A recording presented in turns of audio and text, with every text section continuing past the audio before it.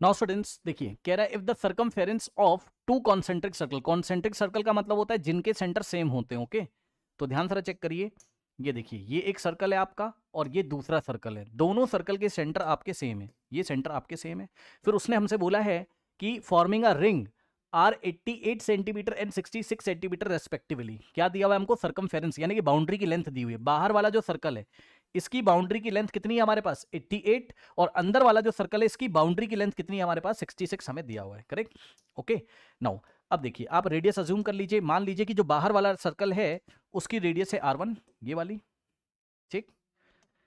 ये देखिए, तो बाहर वाले का जो सर्कमफेरेंस है उसका फॉर्मूला क्या हो जाएगा? 2 पाई आर, आर की जगह R1 रखेंगे तो 2 पाई R1 इज इक्वल्स टू, और बाहर वाले का सर्कमफेरेंस है 88। किसको इक्वेशन नहीं बनानी है बताइए जरा भाई? सर्कमफेरेंस का फॉर्मूला 2 पाई आर होता है ना, बाउंड्री की लेंथ जो होती है वही तो सर्कमफेरेंस होता है, वही तो पेरीमीटर होता है। तो 2 पाई R1 इज इक्वल्स टू 88 आ गया, ठीक।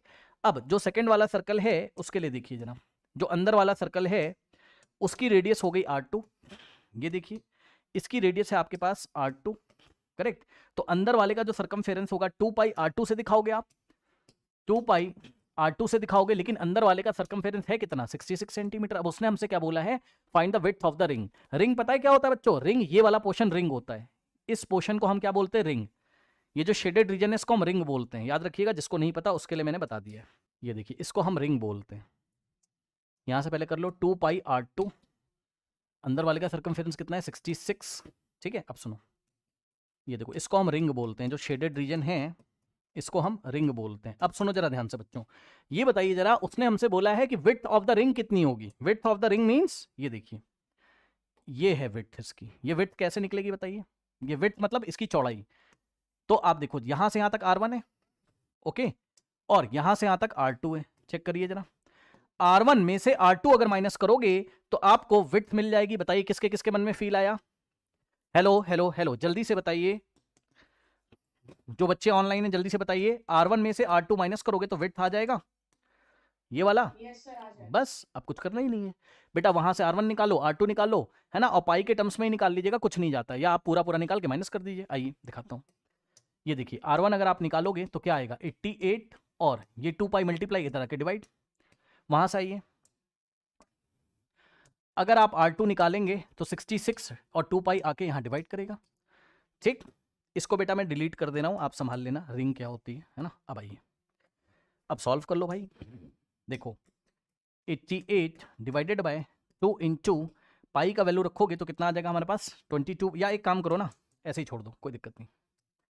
अब हम विड्थ निकालने जा रहे हैं डायरेक्ट, ठीक। आइए, तो width is equals to R1 minus R2। R1 का वैल्यू 88 अपॉन में 2 पाई, माइनस R2 का वैल्यू है हमारे पास 66 अपॉन में 2 पाई। हम वहां नहीं सॉल्व करेंगे, हम एक ही साथ कर लेंगे, हमारा टाइम बच जाएगा। अब यहां से अगर आप देखोगे बच्चों तो 2 पाई 2 पाई, तो एलसीएम तो 2 ही पाया जाएगा, ये पता ना आपको। डिनोमिनेटर अगर सेम है तो डिनोमिनेटर को ऐसे ही लिख दीजिए और ऊपर वाले को ऐड या सब्ट्रैक्ट कर दो, माइनस है तो माइनस कर दो, प्लस है तो प्लस कर दो।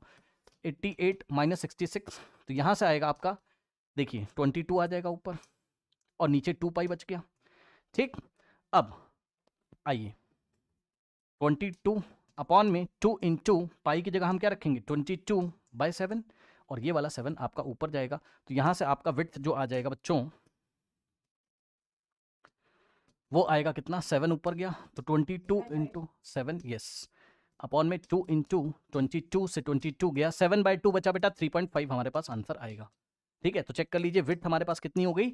ये विड्थ हमारे पास कितनी हो गई? 3.5। अब विड्थ भी एक तरीके की लेंथ है, तो ये सेंटीमीटर ही आपका यूनिट यहाँ पर रेडियस वाला आएगा। बढ़ते चलिए नेक्स्ट क्वेश्चन की तरफ।